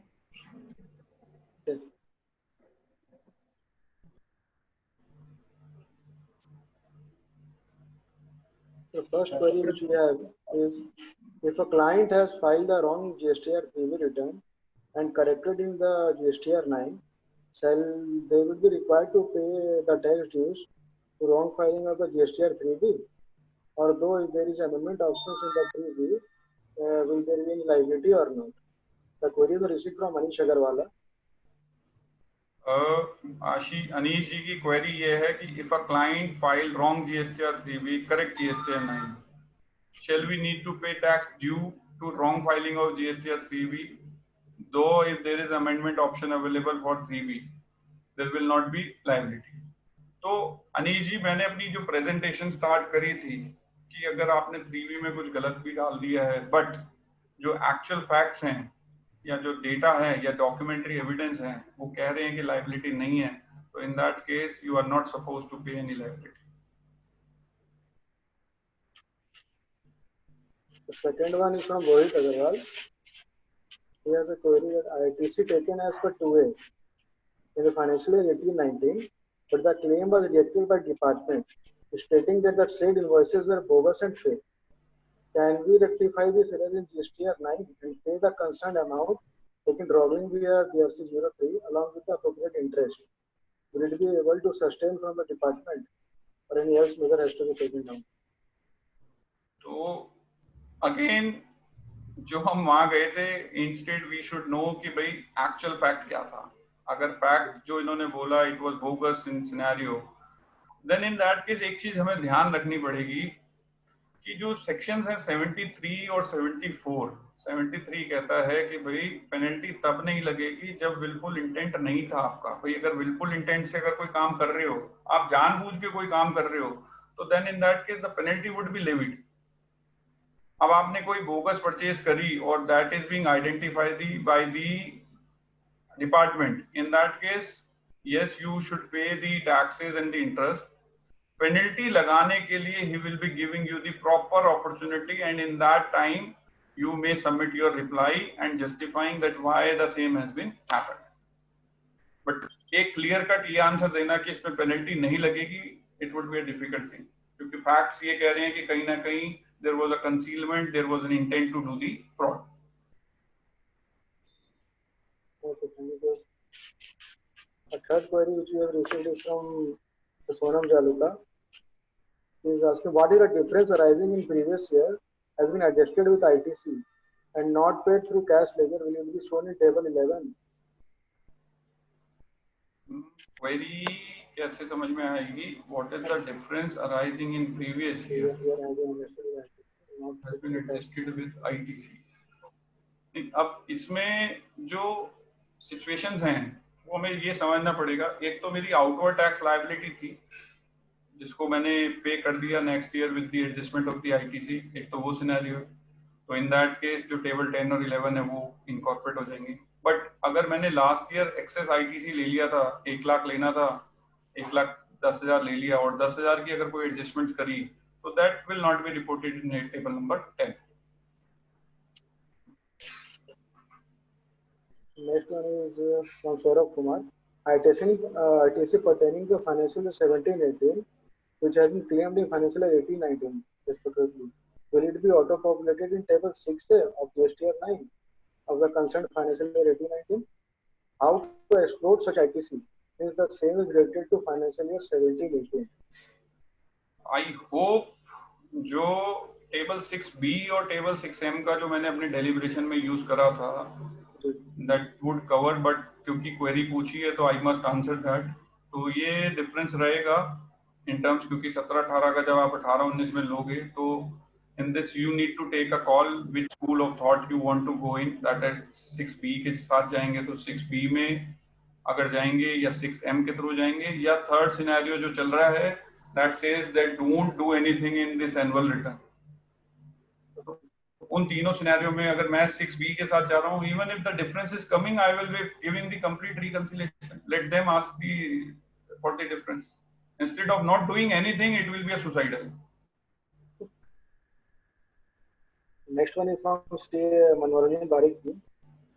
They have a query that can anyone take the ITC in GSTR 9, which has already been reversed in the GSTR 18 monthly return. Sir availment का तो ये बड़ी विडंबना है, और मुझे लगता है कि आज 140 पार्टिसिपेंट्स हैं, कम से कम हमें अक्रॉस इंडिया एक काम तो करना चाहिए कि एनुअल रिटर्न ऐसी नहीं होनी चाहिए कि जहां पे देने तो कोई तकलीफ नहीं है, लेने की बात मत करना। मतलब विडंबना ही है ये कि इन टर्म्स जब आप एक ऑप्शन दे रहे हो किसी को सही करने की, तो दे दो, आप यहां से लेना मत। तो जो गिवन लॉ है वो तो कहता है जी लेने की बात मत करना, तो सर वो नहीं मिल पाएगा, sorry to say. But as a professional we should raise this issue in terms that there should be an equality. Constitution भी तो यही कहता है कि जब आप इक्वालिटी की बात करते हो तो दोनों तरफ बात तो एक करो। तो लेने के लिए टाइम तो तुम कहते हो विद 18% दे दो, भाई दे दो, मैं बिना इंटरेस्ट ही दे तो दो। तो आज के सिनेरियो में बड़ा डिफिकल्ट है सर। आई होप क्लियर हो जाएगा, और इसके लिए हम सबको मिलकर कुछ ना कुछ तो करना चाहिए। The next one is from Saurabh. Showing ITC pertaining to the financial year 17-18 in table 6B of GSTR 9 will also have an impact on table 12 of GSTR 9C. Won't the difference in the two places confuse department officials? Saurabh ji, जो form बना हुआ है, इतना भरने के बाद हम भी आज की डेट में ये नहीं पता चलता है कि भाई हमें एक स्टैंड लेना जरूरी है। और 9C में एक बेस्ट पार्ट क्या है कि वहां पे उसने आपको अपॉर्चुनिटी दी है टू एक्सप्लेन। अगर कोई डिफरेंस आता भी है तो आप वहां लिख दीजिए, सो एज टू इंश्योर कि that the department guys does not get confused. तो लिखे हुए को भी अगर नहीं पड़ेगा then it would be a different scenario. तो वो जो दोनों स्कूल ऑफ थॉट है, उन दोनों में अगर आप कुछ भी लेंगे, अगर वो रिकंसिलेशन का जो डिफरेंस आएगा that will be coming, we can not do anything. Ideally तो फॉर्म में क्या चेंज होना चाहिए था, जैसे आज तक हम इनकम टैक्स का भी कर रहे हैं, they should learn and understand कि भाई इनकम टैक्स में पोजीशंस क्या हैं, कि that we have the position to show the brought forward and the carry forward. अब तो टीडीएस वाला भी इतना अच्छा हो गया है कि अगर आपको लगता है कि आपका ये इस साल की इनकम का नहीं है, आप कैरी फॉरवर्ड कर लीजिए, तो same mechanism should be there. मतलब कम से कम एक कॉलम दे देते ना कि ओपनिंग की जो एडजस्टमेंट्स है वो दिखा दो और जो आगे ले जानी है वो दिखा दो, तो it would have been a good scenario. तो आई होप कि क्वेरी इज क्लियर। वो रहेगा सर, रहेगा, उसमें मैं कुछ नहीं कर पाऊंगा, sorry. Next one is from Sonam. If a client has taken ITC of some input where there is ambiguity on the eligibility of the same, whether it needs to be mentioned in GSTR 9C. Sonam ji, अगर आपको ambiguity लग रही है तो that needs to be reported. मतलब क्योंकि आप certify कर रहे हो, अब स्टार्ट जो मैंने किया था वो सर्टिफिकेशन रिकंसिलेशन वर्सेस एश्योरेंस को जो देखते हुए किया था। अगर कहीं एम्बिग्यूटी आपको लगती है कि 16 के हिसाब से वो कंडीशन नहीं सेटिस्फाई कर रहा, then put your observation and the remarks. अब सवाल ये आएगा whether the same needs to be reported on the recommendation of the additional liability. It is a big question on you in terms, अगर आपको ambiguity apparently दिख रही है कि यार ये 16 के हिसाब से क्रेडिट ही नहीं बनता, then the same needs to be reported there. Next one is from Vasudev ji. In GSTR 9, where we can show the exempt supplies we declare in next financial year, GSTR 3B and 1. If we declare the same in table number 9, will it be treated as taxable supply for 9C or otherwise? Sir ये question नहीं समझ में आया। कह रहे हैं कि in GSTR 9 where we can show the exempt supply which declare in the next financial year 3B। अब देखो एग्जेम्प्ट सप्लाई के लिए बिल्कुल साइलेंट है, बिल्कुल उन्होंने क्रिस्टल क्लैरिटी बोल दिया है, कहीं पे भी ब्रॉड फॉरवर्ड कैरी फॉरवर्ड नहीं है। जो जिस साल की है उसको उस साल के 9 में इंप्लीमेंट कर दो, चाहे आपने इस साल करी हो चाहे नेक्स्ट ईयर करी। क्योंकि आपको डेलिब्रेशन जब मैंने स्टार्ट करी थी, मैंने आपके सामने डेटा रखे थे 4 बुक्स, 1, 3B और 2A। तो एनुअल रिटर्न जो बननी है वो बननी प्राइमा फेसी किससे है? बुक से। तो बुक्स में अगर एग्जेम्प्ट सप्लाई उस पीरियड में थी, even if the same is being reported in the next year 3B, you should report in the GSTR 9 of that year. itself, मतलब जिस साल बुक्स में आ रहा है उसी साल आप रिपोर्ट कर दें, एग्जेम्प्ट सप्लाई के केस में या उन केसेस में जहां पे टैक्स का कोई इन्वॉल्वमेंट नहीं है। Next one is from Manoranjan Bariki. Suppose we have paid the excess tax in GSTR 3 monthly return by mistake. Can we get the refund by filing GSTR 9 correctly? Sir again लेने की बात ना करें, हाथ जोड़ के विनम्र विनती है, रिफंड लेना है तो रिफंड का मैकेनिज्म है, सेक्शन 54 को फॉलो करें, वहां पे एप्लीकेशन फाइल करें, डॉक्यूमेंट्री एविडेंस। एंड एक चीज और ध्यान रखें, क्योंकि अब रिफंड्स भी ऑनलाइन हो गए हैं, तो जब भी आप रिफंड फाइल करें तो मेक श्योर वो रिफंड हुआ क्यों है वो जरूर बता दें। रिफंड ड्यू का अगर आप सबमिशन देते हैं, what we have understand and with the practical experiences, जब आप रिफंड की रिप्लाई सबमिट करें, कवरिंग लेटर में रीजन ऑफ रिफंड जरूर लिखें कि रिफंड बना क्यों है, और उसके बेस पे सारे डॉक्यूमेंट्री एविडेंस लगा दें। तो 9 से तो सर कुछ नहीं मिलेगा आपको, सिर्फ देना है तो आ जाइएगा, दे दीजिएगा DRC 03 के through. Moving forward with a query from Sahil Budlani ji. If we have raised more credit notes in financial year 18-19 and those credit notes are underreported in GSTR 3 of financial year 18-19 and now by filing GSTR 9, how we will reconcile it as September 19 has already expired? Question एक बार मैं भी पढ़ता हूं क्योंकि थोड़ा सा question जो है क्लैरिटी नहीं आ रही। If we have raised more credit notes in 18-19 and those credit notes are underreported in 3B of 18-19, now while filing GSTR 9, how we reconcile it as September 19 has expired? अब देखो इसमें position से क्या है आपके पास, जो क्रेडिट नोट का अभी भी हमने करी रिसेंटली, उसमें क्या हुआ कि क्रेडिट नोट उन्होंने करा मार्च 19 था, तो जनवरी 20 में क्रेडिट नोट रेज करा for the supply which was made in till March 19। Act को पढ़ेंगे तो उसने क्लियर कट बोल दिया अगर सितंबर 19 के बाद कोई भी क्रेडिट नोट रिपोर्ट होता है तो in that case we will not give you the credit of that.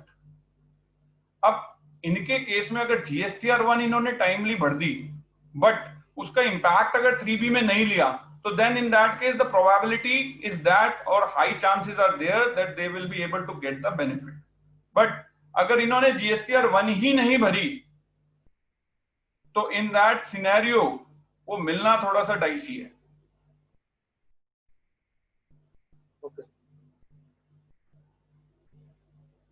Next one is from Vanessa Javanpuria ji.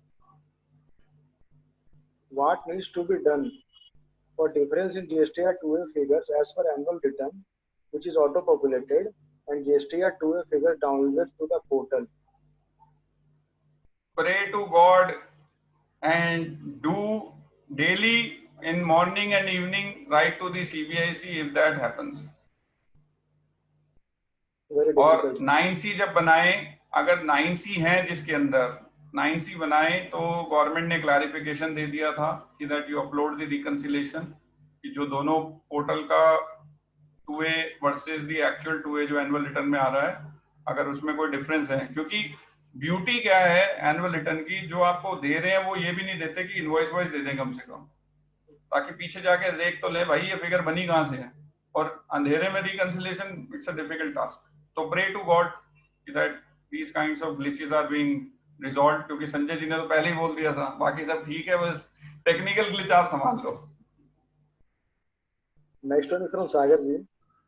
His question is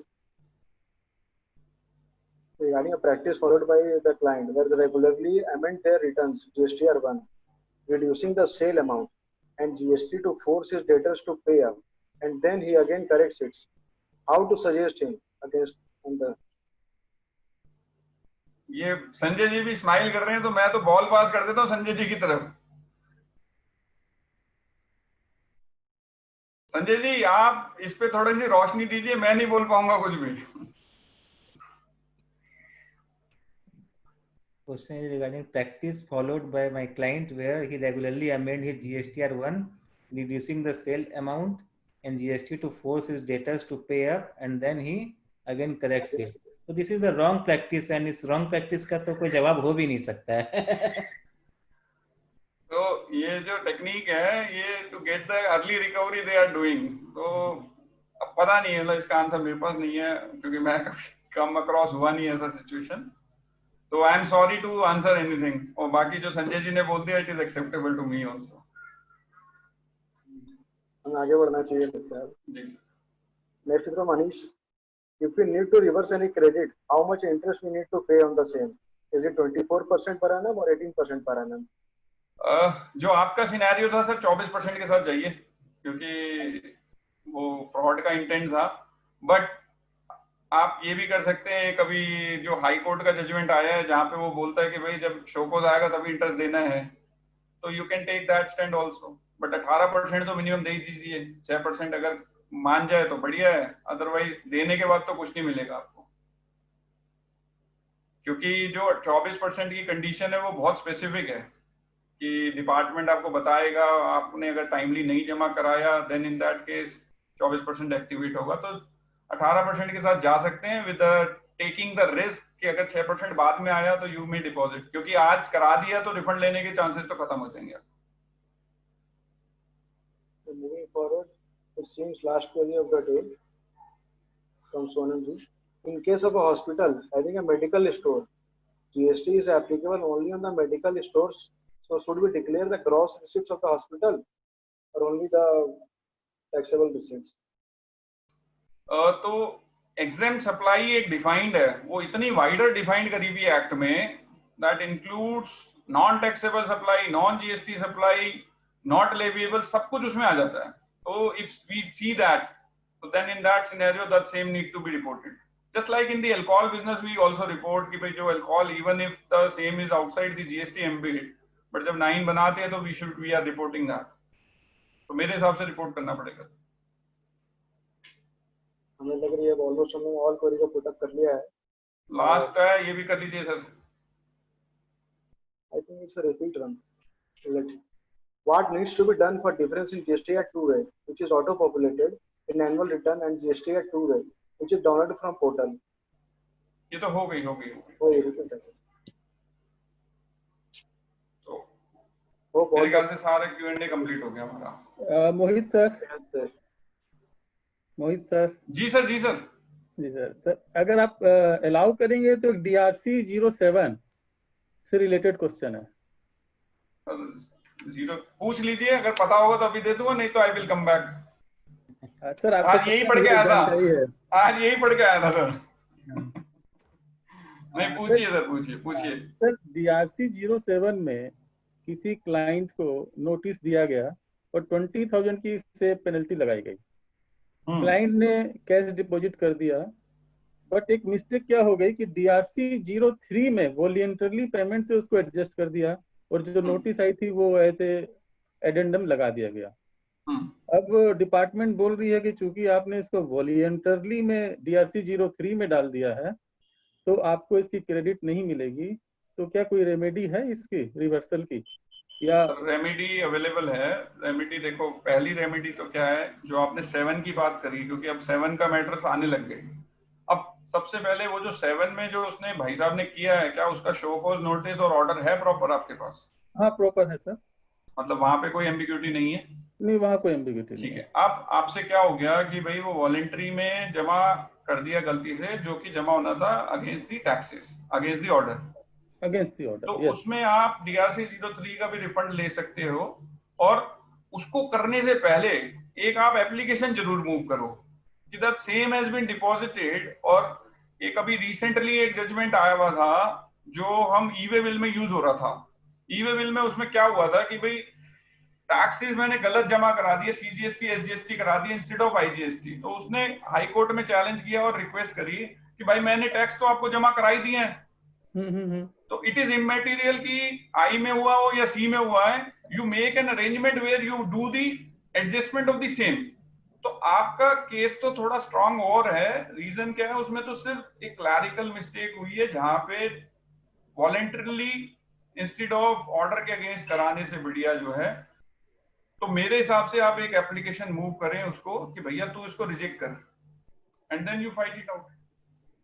अब अगर 20,000 का अमाउंट है तो 20,000 के अमाउंट में एक सिनेरियो तो ये है कि भाई लिटिगेशन में ना जाके आप 20,000 और जमा करा दो जिस हेड में वो कह रहा है, और जो ये 20,000 आपके पड़े हुए हैं that you could adjust with any liability. Sir cash ledger में नहीं है ना, कैश लेजर से तो नहीं, उससे खत्म कोई हो गया फर्क ना? नहीं पड़ेगा सर। जो आप 9 भराओगे ना भाई उसमें डिफरेंस आएगा, तो उस टाइम वो DRC 03 दिखा देना, दिक्कत क्या है। That possible. सर वो जो केस लो बोल रहे थे सर, उसको थोड़ा कोट करेंगे सर? मैं अभी वो एक अपील में यूज कर रहा था, मैं देख के आपको बता दूंगा उसमें क्या था सिनेरियो। हमारे केस में क्या हुआ था बेसिकली कि भाई हम अभी एक मेरे पास सर्च का मैटर आया हुआ था कोई चेन्नई से, तो उसमें यही सिचुएशन हुआ कि डिपार्टमेंट ने लायबिलिटी निकाली और कहा कि जी आपको CGST SGST जमा कराना था इंस्टेड ऑफ IGST। तो उस सिनेरियो में मेरे लिए पोजीशंस क्या हो रही है कि मेरी लायबिलिटी IGST में कभी बनी नहीं रही, फ्यूचर में भी नहीं बन रही। बिल्कुल। तो उसको ध्यान में रखते हुए रिफंड का ऑप्शन जा चुका 54 का, क्योंकि 2 साल निकल गए। अब उस केस में मैंने उस केस को यूज करने की कोशिश करी है कि जहां पे मैंने सबमिशन दी है कि it is not the loss to the revenue, revenue neutrality आ रही है आपके पास, and there is no mechanism in the law of the tax which has been inadvertently paid to the government। तो उसके बेस पे अभी मैंने सबमिशन तो दिया है, तो लेट अस सी कि निकलता क्या है। बाकी ये वाला मैं जजमेंट आपसे शेयर कर दूंगा which you may use in the scenario कि भाई वो कैसे यूज होगा, क्योंकि डायरेक्ट नहीं है but indirectly you may use that. हाँ बिल्कुल सर, सपोर्टिंग एक हो जाएगा। हाँ, एक सपोर्टिंग हो जाएगा और तो कुछ है नहीं। हाँ sir, thank you sir. Thank you sir, thank you.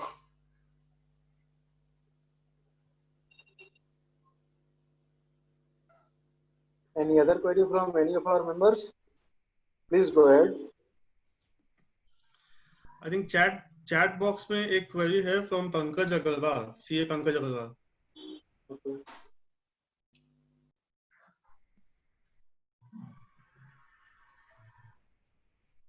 Time limit for filing refund for export of service on which I have paid GST. 2 years from the relevant date। 2 years from the relevant date, और relevant date export of services के case में अलग अलग defined है। Export of services तभी माना जाता है जब 2(6) की कंडीशन, जो 2(6) सेक्शन दिया हुआ है IGST एक्ट में, वो जिस दिन सेटिस्फाई होता है तभी वो रेलेवेंट डेट काउंट होती है। तो उसको देखिएगा और वहां से रेलेवेंट डेट काउंट कर लीजिएगा सर।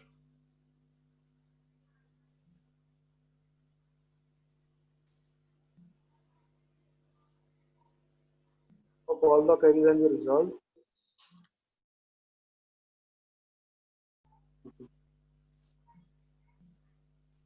आज मोहित जी ने बहुत ही अच्छे से और सही सहज तरीके से हम लोगों को समझाया है किस तरह से रिकंसिलिएशन और रेजोरेंस से हम अपने इंश्योर्ड GSTR 9 और 9C को कंप्लीट कर पाएंगे। बिल्कुल बिल्कुल बिल्कुल, रिकंसिलिएशन तो परफेक्ट होगी सर। एश्योरेंस लॉ पढ़ने के बाद आ जाएगा, क्योंकि credit goes to Sanjay ji. मतलब टॉपिक अच्छा दिया, मतलब टाइटल एक जबरदस्त दिया, and which had made me to go through and again see what is the minor difference between the reconciliation and the assurance. Thanks a lot Sanjay ji. Mohit ji से मेरा यही कहना है पूरे ब्रांच की तरफ से, जिस तरह से आपने आज हमारा मार्गदर्शन किया, आगे भी इसी तरह करते रहें और हमें आगे सही तरीका से प्रैक्टिस करने की इंफॉर्मेशन प्रोवाइड करते रहें रेगुलर बेसिस पे। जी जी जी जी, ऑलवेज सर ऑलवेज। योगेश भी एकदम स्माइलिंग कर रहा है। योगेश को पैनलिस्ट बनाया सर। योगेश कुछ बोल तो रहे नहीं है आज। नंबर आएगा सर इनका। अभी सुन रहे हैं अभी तक। चलिए चलिए चलिए। और टाइमली शायद कंप्लीट हो गया। क्या टाइम हो गया? 8 बज गए। Sir We are before time. We are running before time. Very good sir. Thanks Mohit sir. Now Thank I you, will sir. Hand over to Sugam ji, our young and energetic member of the branch. Thanks. Thank you Pratik Bhaiya for moderating the webinar in such a beautiful way, and very thankful to the speaker CA Mohit Gocha ji, आज मेरे ख्याल से 20+ questions थे हमारे पास Q&A में, जो मेरे को लगता है कि आज तक का हाईएस्ट क्वेश्चंस था हम लोगों का अभी तक वेबिनार सीरीज में जितना भी था। तो इसी से हम समझ सकते हैं कि जीएसटी में कितना कुछ है अभी समझने के लिए, कितना क्लैरिफिकेशन के लिए है अभी। एंड आपने सारे डाउट्स हमारे मेंबर के इतने बखूबी बताया है चैट बॉक्स में, काफी अप्रिसिएशन आ रहा है, बहुत ही अच्छा वेबिनार सबको लगा है। सो अब कंक्लूड की तरफ जाते हैं हम लोग इस वेबिनार के। So now I request CA Yogesh Sharma to kindly deliver the vote of thanks. Over to you, Yogesh Bhaiya. Thank you, Sugam. Today's CP meeting and the topic reconciliation versus assurance was such a wonderful session from our beloved speaker Mohit Golcha ji.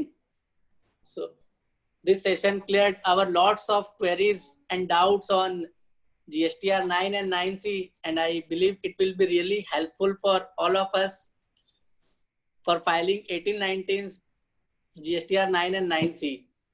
So on behalf of Branch Managing Committee, I, CA Yogesh Sharma, feel privileged to thank all the members who attended today's CP meet and made this CP meet a success.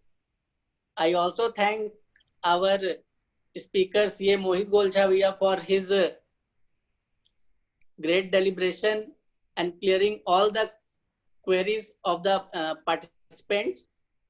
I also thank our moderator CA Prateek Agarwal for his support in today's webinar. I also thank our branch chairman CA Sanjay Goyal, branch secretary CA Sugam Saraiwala, branch vice chairman CA Vikas Agarwal, branch treasurer CA Siddharth Khandelwal, managing committee member CA Binod Saraiwala and CA Pankaj Singhari for their support in conduct of today's CP meet. I also thank our IT support team.